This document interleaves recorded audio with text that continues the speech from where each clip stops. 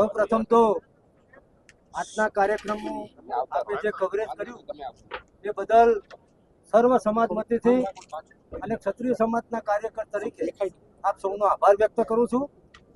આપ સૌ જાણો છો એ પ્રમાણે આજનું જે લાગણી પ્રદર્શન, શક્તિ પ્રદર્શન નહીં, લાગણી પ્રદર્શન અનિરુદ્ધસિંહ જાડેજા અને રીબડા પરિવાર ને એક હૂંફ આપવા માટે, એમને સહયોગ આપવા માટે, એમને સહકાર આપવા માટે આજે સમગ્ર ગુજરાતમાંથી તમામ જ્ઞાતિ સમાજના આગેવાનો, યુવાનો, વડીલો અને બહેનો પણ ઉપસ્થિત હતી.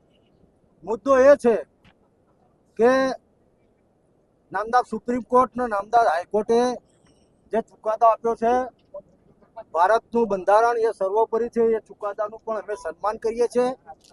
આજનું આ સંમેલન કોઈ સમાજની સામે, કોઈ વ્યક્તિની સામે, સરકાર સામે જરા પણ નહોતું.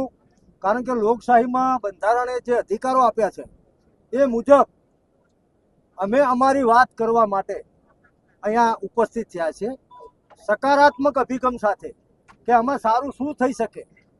એટલે અગાઉના વક્તાઓએ પણ બધી વાતને વણી લીધી છે.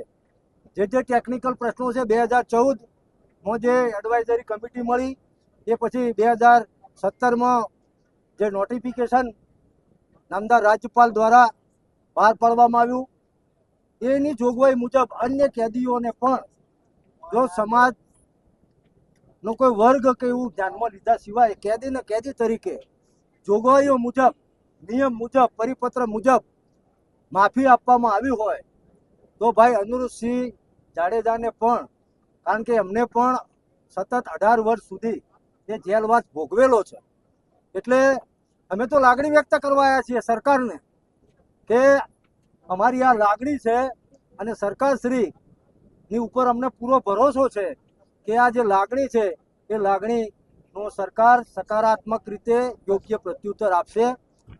એના માટેનું આ આયોજન હતું.